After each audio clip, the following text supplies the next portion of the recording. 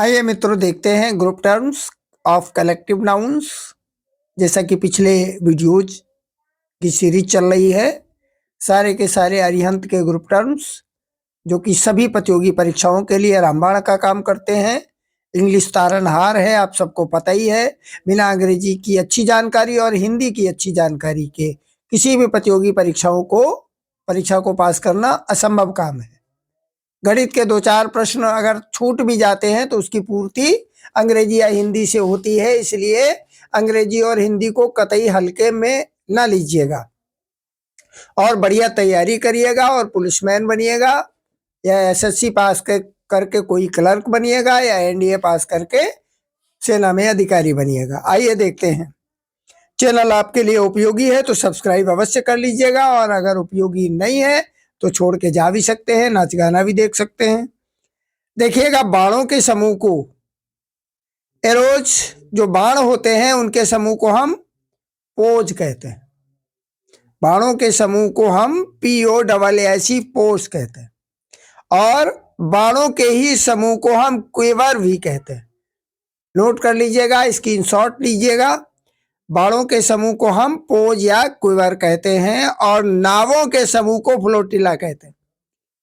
Flotilla of boats, quiver of arrows या posse of arrows. Cavalry यानी घुड़सवार सेना, उसके समूह को हम स्क्वाड्रन कहते हैं। जैसा कि सैनिकों के लिए शब्द प्रयोग किया जाता है स्क्वाड्रन लीडर, यानी घुड़सवारों की सेना का सेनानायक। स्क्वाड्रन कैवलरी जो घुड़सवार सेना होती है उसके समूह को स्क्वाड्रन कहते हैं। कमरों के समूह को स्वीट कहते हैं। कमरों के समूह को स्वीट कहते हैं। वस्त्रों के समूह को भी स्वीट कहते हैं, नोट करिएगा इस बात को। और मजिस्ट्रेट्स जो न्यायाधीश हैं इनको जूरी भी कहते हैं। जूरी के समूह को हम बेंच कहते हैं कि वहाँ बेंच बैठी थी, अदालत बैठी थी। अदालत एक व्यक्ति का नाम नहीं है। न्यायाधीशों का समूह और भी बहुत सारे क्लर्क्स और बहुत सारे कर्मचारी, वकील, इन सब का समूह होता है, इसलिए बेंच कहते हैं। मजिस्ट्रेट के समूह को हम बेंच कहते हैं, और केवल सैनिकों के समूह को हम परेड कहते हैं। जो पैदल सैनिक हैं उनके समूह को हम परेड कहते हैं। तो वहां परेड हो रही थी। परेड का मतलब पैदल मार्च। थ्रंग मीन्स भीड़ होता है, तो लोगों के समूह को हम थ्रंग कहते हैं, THRONG। Throng means people. Actors के समूह को हम ट्रूप कहते हैं। ये ट्रूप की स्पेलिंग भी जरा गौर से दिखिएगा, TROUPE है, ट्राउप लिखा हुआ है। जबकि जो सैनिक होते हैं वो ट्रूप अलग होता है, TROOP वाला होता है। एक्टर्स के समूह को हम ट्रूप कहते हैं, लेकिन स्पेलिंग उसकी थोड़ी सी अलग है। गन्स के समूह को हम बैटरी भी कहते हैं। गन्स के समूह को हम बैटरी भी कहते हैं। एक्टर्स के समूह को हम कंपनी भी कहते हैं।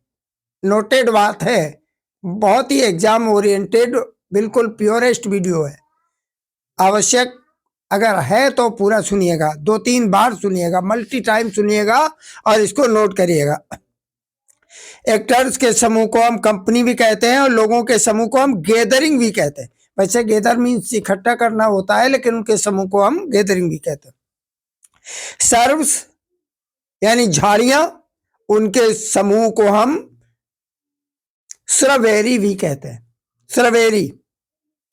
और लोगों के समूह को हम पार्टी भी कहते हैं। जहां लोग मनोरंजक के अलग अलग अर्थों में है, जहां लोग मनोरंजक तौर पर इकट्ठे होते हैं, मनोरंजन के लिए, नाच गाना के लिए, खाने के लिए, उसको हम पार्टी कहते हैं।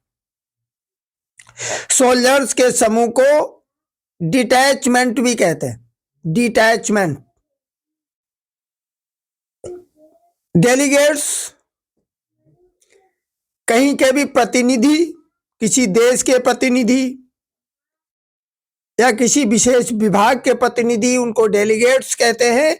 उनके समूह को कॉन्फ्रेंस कहते हैं, कॉन्फ्रेंस ऑफ डेलीगेट्स। कॉन्स्टिलेशंस भी कहते हैं। वैसे कॉन्स्टिलेशन मीन्स होता है तारामंडल, लेकिन डेलीगेट्स के समूह को हम कॉन्स्टिलेशन भी कहते हैं। क्लॉथ्स के समूह को हम आउटफिट भी कहते हैं। क्लॉथ्स के समूह को हम आउटफिट भी कहते हैं। नेक्स्ट देखिएगा, बगीचे में जो पेड़ होते हैं फलों के, उनको हम ऑर्चर्ड कहते हैं। फलों के पेड़ों के समूह को हम ऑर्चर्ड कहते हैं। ऑर्चर्ड और गार्डन में अंतर है।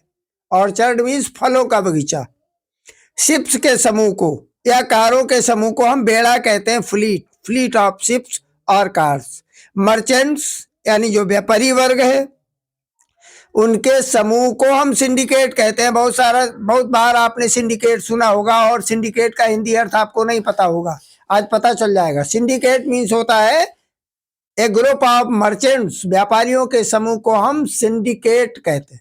एक शब्द के रूप में अगर प्रयोग किया जाएगा तो सिंडिकेट शब्द है। एक सिंडिकेट नाम से बैंक भी है, समझ में आ गया होगा आपको सिंडिकेट शब्द।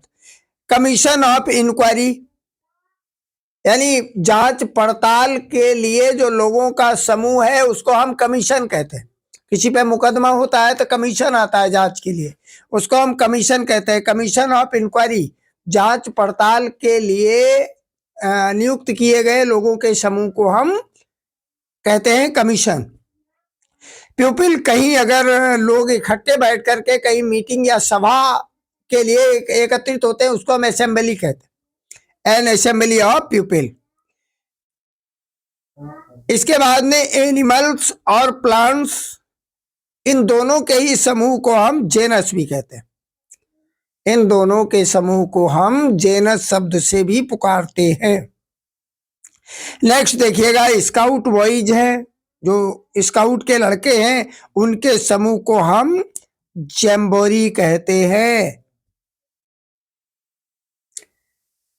हिंदी भाषा में कभी कभी आपने खेल और ये सब मदारी वाले खेलों में सुना होगा जंबूरे, तो जंबूरे को समझिएगा। जंबूरे का मतलब है स्काउट वाले लोगों का समूह, यानी जो खिलाड़ी तरह तरह के करतब दिखाने वाले और विशेष प्रकार के लोग हैं उनको हम जंबूरे कहते हैं।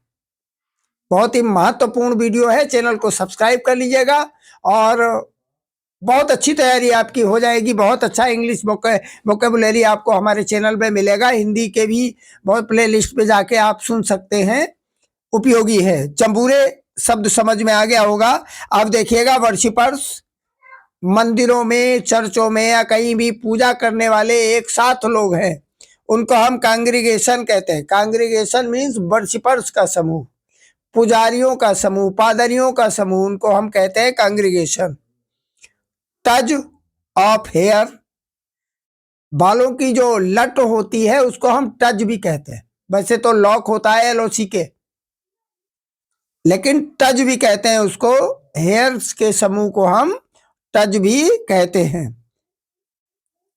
चैनल को सब्सक्राइब कर लीजिएगा।